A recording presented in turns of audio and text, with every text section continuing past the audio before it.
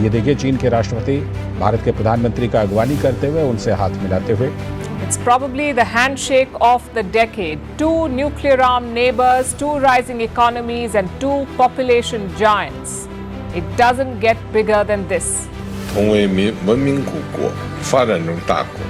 Mr. Prime Minister, it's my great pleasure to meet you in Kazan. It's the first time for us to have a formal meeting in 5 years' time.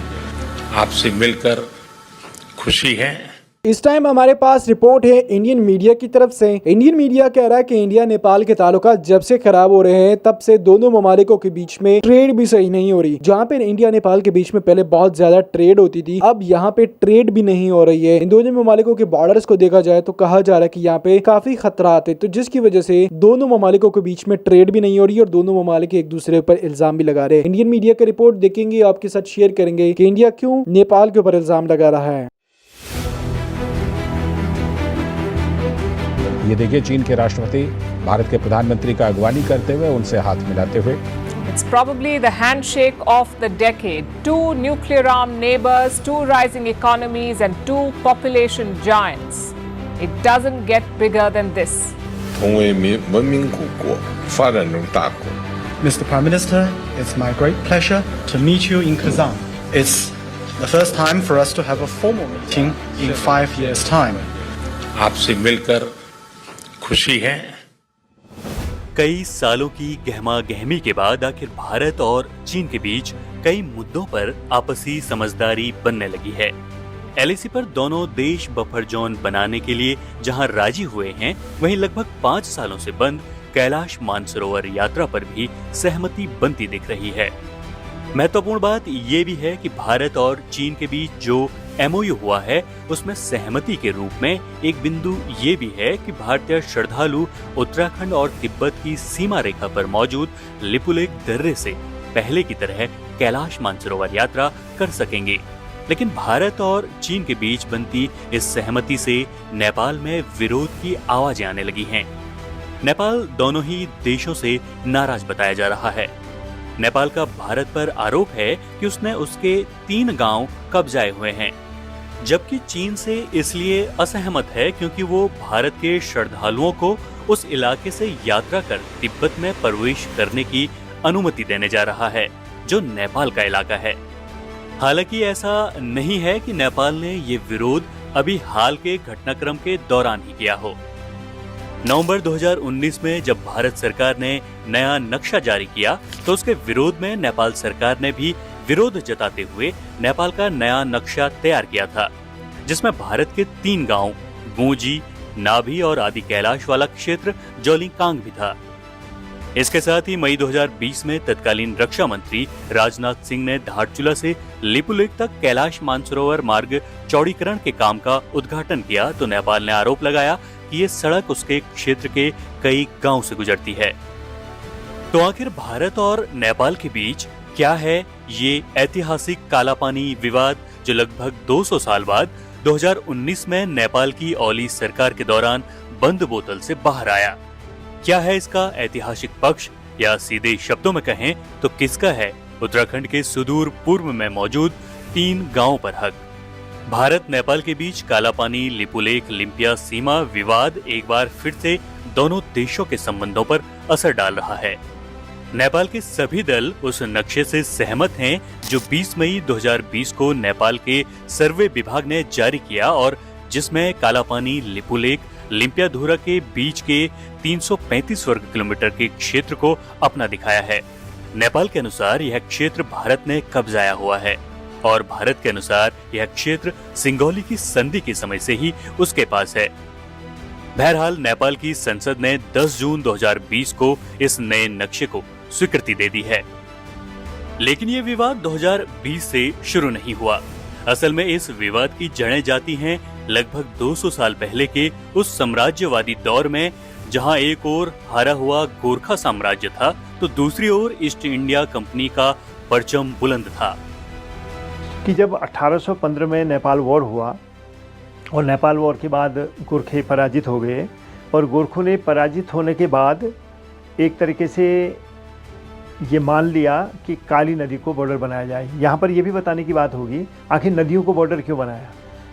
East India company का जो नेपाल के साथ समझौता हुआ था, जिसमें सिगौली की संधि कहा गया जिसको, उसी के दौर से नदियाँ क्यों बॉर्डर बनी हुई। उसका बड़ा ये कारण था कि किसी बॉर्डर को ठीक से परिभाषित करना बड़ा मुश्किल होता। आप अमेरिका की तरह, यूनाइटेड स्टेट्स के प्रांतों की तरह नहीं बना रहे ना, अक्षांश देशांतर पर काट करके। यहाँ ये था कि अगर वैसा बॉर्डर बनाएंगे तो वो उसकी अनसर्टेनिटी बनी रहेगी। तो उन्होंने ये किया कि नदी को बना दिया जाए, तो उन्होंने सीधा काली नदी को ये बना दिया, क्योंकि जो पुराना फॉर्मर कुमाऊँ था वो काली नदी के साथ था। हालांकि चंदू का शासन नदी के, काली नदी के उस पार भी था। तो काली नदी के को इधर बॉर्डर बनाया, और उधर जो है एक और नदी थी सिक्किम के साथ, उसका बॉर्डर बनाया गया वहाँ नेपाल का, जहाँ पर से सिक्किम के चोग्याल के साथ उसकी टेरिटरी समाप्त होती थी। फिर ये हुआ कि गढ़वाल का बंटवारा किया उन्होंने। तो गढ़वाल का बंटवारा करने के लिए भी उन्होंने नदियों का सहारा लिया। अलकनंदा के नॉर्थ वेस्ट में और मंदाकिनी से वेस्ट में टिहरी रियासत बनाई गई। उस तरफ कोई नदी नहीं मिली तो वहाँ नदी को नहीं जोड़ा उन्होंने, ठीक। और इस तरीके से विभाजन करने का सिलसिला शुरू हुआ। विवादास्पद बनाया गया क्षेत्र भारत नेपाल चीन सीमा पर भारतीय राज्य उत्तराखंड के कुमाऊं मंडल के पिथौरागढ़ जिले की धारचूला तहसील की ब्यास पट्टी में है। इसके पूर्व में नेपाल के सुदूर पश्चिमी अंचल के दारचूला जिले का ब्यास क्षेत्र है। पहले यह क्षेत्र डोटी कहलाता था। उत्तर दिशा में तिब्बत का ताकलाकोट क्षेत्र है। काली नदी के साथ ही उसकी सहायक नदियां कोटी, यांगती और टिंकर इसी क्षेत्र में संगम बनाती हैं। भारत नेपाल के सीमा विवाद का वर्तमान संदर्भ नेपाल युद्ध के बाद 4 मार्च 1816 को संपन्न हुई सिंगौली की संधि से जुड़ा है। अधिकांश संधियों की तरह यह संधि भी बराबरी पर आधारित नहीं थी। कंपनी शासन ने विजेता की हैसियत से अपने निर्णय नेपाल पर थोपे थे। औपनिवेशिक सत्ता ने ब्यास क्षेत्र को न्यायपूर्ण तरीके से विभाजित नहीं किया। 9 धाराओं और 3 पन्नों में सिमटी इस संधि की 5वीं धारा को काली नदी और उसके उद्गम को परिभाषित किए बिना उसे नेपाल और ब्रिटिश भारत के बीच की सीमा बनाया गया। ईस्ट इंडिया कंपनी की तरफ से पेरिस बेड्राशॉ और गोरखा रियासत की ओर से गजराज मिश्र और चंद्रशेखर उपाध्याय द्वारा 2 दिसंबर 1815 को बिहार नेपाल सीमा पर स्थित सिंगौली नामक स्थान पर हस्ताक्षरित यह संधि दोनों पक्षों के परीक्षण के बाद 4 मार्च 1816 को लागू हुई। अब जब 1815 में सिगौली की संधि हुई और 1816 में उसके फाइनल पेपर मार्च अप्रैल में बने और सिगौली नामक स्थान जो बिहार में है नेपाल के बॉर्डर में, वहाँ दस्तखत हुए, तो उन लोगों को पता ही नहीं था कि काली नदी का पूरा कोर्स क्या है। तो काली नदी को बॉर्डर लाइन माना गया। तो इसका मतलब है ईस्ट ऑफ काली जो है नेपाल होगा और वेस्ट ऑफ काली जो है British province of British Kumaon होगा, या Kumaon of British east India company होगा। अब जब नीचे तो नदी ठीक थी, लेकिन ऊपर जहाँ पर उसमें ट्रिब्यूटरी जाती हैं, तो कौन नदी को हम मेजर नदी मानेंगे, कौन को माइनर मानेंगे, ये क्लियर नहीं था। नॉर्मली ज्योग्राफी में ये होता है, जिस ट्रिब्यूटरी में लंबाई ज़्यादा हो और पानी का वॉल्यूम ज़्यादा हो उसको मेजर ट्रिब्यूटरी माना जाता है। इस लिहाज से कुट्टी बड़ी मेजर रिवर है और बड़े लंबे कैचमेंट से वो पानी लाती है। लेकिन जहाँ तक नदी काली नदी की बात है, काली नदी लिपुलेख पास से आ रही है और काला पानी में एक स्प्रिंग जो है उसमें कंट्रीब्यूट करता है, और दोनों जो है वो गुंजी नामक जगह पर मिलती हैं।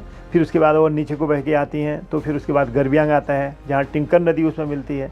फिर नदी और नीचे बह के आती है तो तवाघाट में आती है, जिसमें दारमा की तरफ से धौली ईस्ट आती है। फिर और नदी नीचे धारचूला के पास से और बलवाकोट से होते हुए जौलजीबी आती है। तो जौलजीबी में उसको मिलम ग्लेशियर से आने वाली एक बड़ी मेजर नदी गोरी नदी मिलती है, और फिर वह नदी नीचे आके पंचेश्वर में पहुँचती है, जहाँ सरयू, रामगंगा और सरयू के संगम के बाद जो सरयू बनती है वो उसमें मिलती है। फिर वो नदी अकेले बहते बहते टनकपुर आती है, फिर यहाँ वो शारदा कहलाती है। ठीक, इसी काली को नेपाल में महाकाली कहा जाता है। तो इस तरीके से रिवर सिस्टम बना। क्योंकि कोई सर्वेयर वहाँ गया ही नहीं था, तो उन्होंने ये कहा कि काली नदी जो है वो हमारा बॉर्डर होगी, और काली नदी से उनका अभिप्राय था काली नदी। वो ज्योग्राफिकल पहचान में नहीं गए थे। और काली नदी वास्तव में लिपुलेख से शुरू होती है और छोटी है वो, और उसकी ट्रिब्यूटरी जो कुट्टी है वो बड़ी नदी है, लेकिन कुट्टी का नाम आगे को नहीं चलता है, काली का ही चलता है। इस तरह पश्चिम में काली नदी को भारत और नेपाल की सीमा माना गया, बिना ये जाने कि उस क्षेत्र का वास्तविक भूगोल क्या है। बाद में कालापानी से टनकपुर तक काली नदी भारत नेपाल की सीमा बन गई। सिंगोली की संधि के तहत अवध के तराई क्षेत्र तथा सिक्किम से जुड़े कुछ क्षेत्र नेपाल को खोने पड़े थे। बहरहाल काली नदी किसी भी और हिमालयी नदी की तरह अपने जलागम के समाजों, संस्कृतियों और आर्थिकी से जुड़ी थी। काला पानी और जो हमारा सीमाओं का प्रश्न है, इसको मुझे लगता है कि हमें पूरे इतिहास की दृष्टि से देखना चाहिए और जो क्षेत्रीय इतिहास है, बिना उसको समझे हुए हम काला पानी के इस प्रश्न को नहीं इसका उत्तर दे सकते हैं।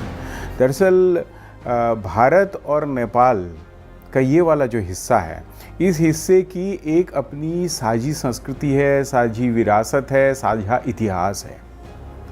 यदि आप अंग्रेजों के आप सबको पता है कि इंडिया और नेपाल के बीच में ताल्लुकात तब खराब होते हैं जब इंडिया से या नेपाल से काला पानी, लेपु लेक और ओलंपियादुरा के इन जगहों के बारे में बात की जाए। अब ये कौन सी जगह है? आप सबको पता है कि ये वो जगह है जहाँ पे ज्यादातर एरियाज में क्लैश होता रहता है। ये वो इलाके है जिसके ऊपर नेपाल क्लेम करता है कि ये नेपाल की है, जबकि इंडिया कहता है कि ये इंडिया की जगह है। आप सबने देखा होगा कि इंडिया नेपाल दोनों इस जगह पे क्लेम करते हैं और कहते हैं कि ये हमारी जगह है। हमने इससे पहले कई रिपोर्ट्स में आपके साथ शेयर किया, आप लोगों को बताया कि इंडिया वाले का कहना है कि काला पानी, लेपु लेक और ओलंपियादुरा ये सारे वो इलाके हैं जो कि इंडिया के हैं, ना कि नेपाल के। जबकि हम नेपाली मीडिया को देखते हैं तो नेपाली मीडिया कह रहा है कि ये इंडिया के नहीं है, नेपाल के एरिया से। तो इसी चीज को लेके दोनों ममालिकों के बीच में लड़ाई चल जाती है और लड़ाई की वजह से दोनों ममालिकों के बीच में काफी ज्यादा हमको क्लैश देखने को मिलता है। आप सबने देखा होगा कि रिसेंटली टाइम में भी काला पानी, लेपु लेक और ओलंपियादुरा के बीच में काफी ज्यादा लड़ाई हुई थी, जिसकी वजह से इंडिया नेपाल दोनों ममालिकों के बीच में कई ज्यादा क्लैश हमें देखने को मिला। अभी रिपोर्ट ये है कि जब इंडिया नेपाल के बीच में लड़ाई होती है, इंडियन मीडिया का कहना है, तब दोनों ममालिकों के ट्रेड में भी काफी असर पड़ता है और ये ट्रेड आम आवाम के लिए भी काफी असर पड़ता है। जब दोनों ममालिकों के बीच में ट्रेड खराब होती है तो आम आवाम जो है, हमें जो नेपाली लोग देखते को मिलते हैं, तो वो क्या करते हैं कि यार छोटे छोटे ट्रेड जो है ना वो भी लोग आपस में नहीं करते, जिससे दोनों ममालिकों के बीच में हमें ज्यादा क्लैश देखने को मिलती है, दोनों ममालिकों के बीच में हमें ज्यादा देखने को मिलती है और यही वजह है कि इंडिया नेपाल के बीच में लड़ाई काफी ज्यादा हो रही है।